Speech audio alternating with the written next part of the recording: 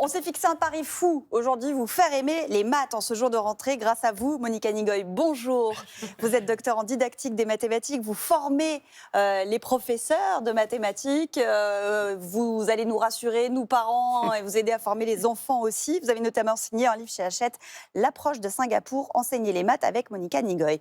D'abord, pourquoi les Français, et on en a manifestement un petit échantillon ici, sont-ils aussi nuls en maths ? Ce n'est pas leur potentiel, c'est-à-dire on confond potentiel et performance. On est toujours en train de regarder les résultats des épreuves. Donc PISA, le dernier PISA, oui, c'était pas fameux. Hein, oui. Le PISA, on était en bas de l'Europe. Les examens étaient 2019. Oui. Et donc depuis, on a eu la mission maths, on a des nouvelles initiatives qui vont changer la donne. Ça prend du temps. Alors, le potentiel des élèves français, des adultes, des parents, est qu'on peut être les meilleurs du monde.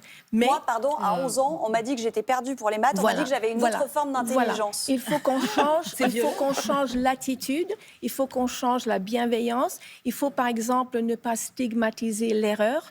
En anglais, on dit « we must expect them, respect them and correct them ». On s'attend à des erreurs parce qu'on est à l'école pour apprendre, donc on fait des erreurs. Les erreurs sont des outils d'apprentissage.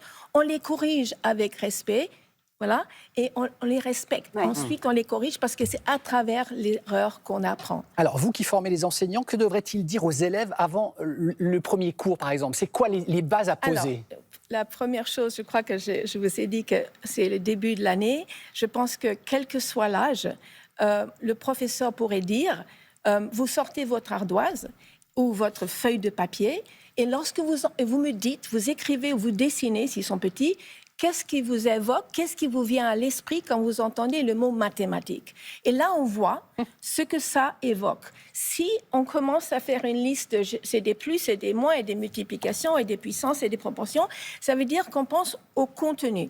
C'est sûr que c'est des contenus, mais ce qu'on ne pense pas, c'est toutes les compétences cognitives de plus haut niveau qui sont observer, analyser, résoudre, modéliser, communiquer, représenter. Ces compétences, elles perdurent toute la vie, même si on rentre plus dans les mathématiques et on a oublié les résultats. Mais on sait penser, on sait observer, on sait communiquer, on sait représenter nos idées. Et on sait manipuler. Oui. Ce qui est aussi le principe de la fameuse méthode Singapour. Oui. La méthode de Singapour, c'est concret, imagé, abstrait. Dans les programmes, on s'est inspiré et on dit manipuler, représenter, abstraire. Donc, prenons pour les montrez-nous, voilà, parce que les maths, c'est partout et les maths, c'est concret. Pour les parents, pour tout le monde. On prend un exemple simple, la dizaine. Grande étape dans le chemin mathématique de l'enfant. Grande étape. Parce qu'à partir de 3 ans, quand il compte jusqu'à 6 ans et demi, lorsqu'il apprend la dizaine, il n'y a que 1. Donc, quand on monte un objet, c'est 1. Donc, on ne peut pas passer à la dizaine tout de suite. Donc, il y a des étapes. Première chose, on monte un groupe de 10 bics, une colonne de 10 cubes ou une dizaine de...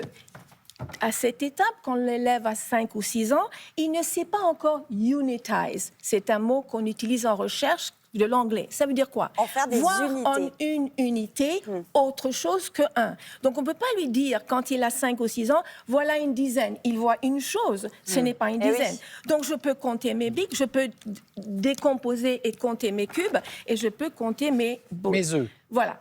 À partir de 6 ans et demi, 7 ans, on commence à accepter qu'un billet peut valoir 20 €, qu'une boîte peut être une 12 œufs. Donc, on passe à une deuxième manipulation, une deuxième représentation. On prend les blocs de basique. Unité, dizaine, on voit bien que c'est 10 de ça. Centaine, c'est bien 10 de ça. Et on voit qu'on peut empiler les 10 centaines pour faire le millier. Là, on est déjà un peu vers l'abstraction parce qu'on a un objet par unité, mais on voit proportionnellement que chacun est 10 fois le précédent. Et on comprend que c'est une évolution comme ça vers l'abstrait. Ça, c'est CE1, CE2. On arrive à la fin de CE2, on arrive au cycle 3, CM1, CM2, on passe au disque nombre. Je ne sais pas si vous les voyez. Un disque de 1, un disque de 10, de 100 et de 1000. Là, la taille est la même, c'est les couleurs qui diffèrent. Et l'enfant connaît les valeurs et sait que pour faire un 100, je dois échanger et donner 10 dizaines. 10, comme dans le poker, si vous voulez. Donc là, on est déjà dans l'abstraction parce qu'on connaît les valeurs numériques. À partir de là, on passe au collège, on n'a plus besoin d'aucune représentation des nombres. Mais on a compris que c'était fondamental d'être passé par là et qu'on le garde toute sa vie après. Et quand on dit manipuler, je manipule, ce n'est pas anodin, c'est un art. Il faut considérer le développement de l'élève, le niveau, n'est-ce pas, et l'art du prof, c'est de passer du concret vers l'imagé, vers l'abstrait. Voilà. C'est un art.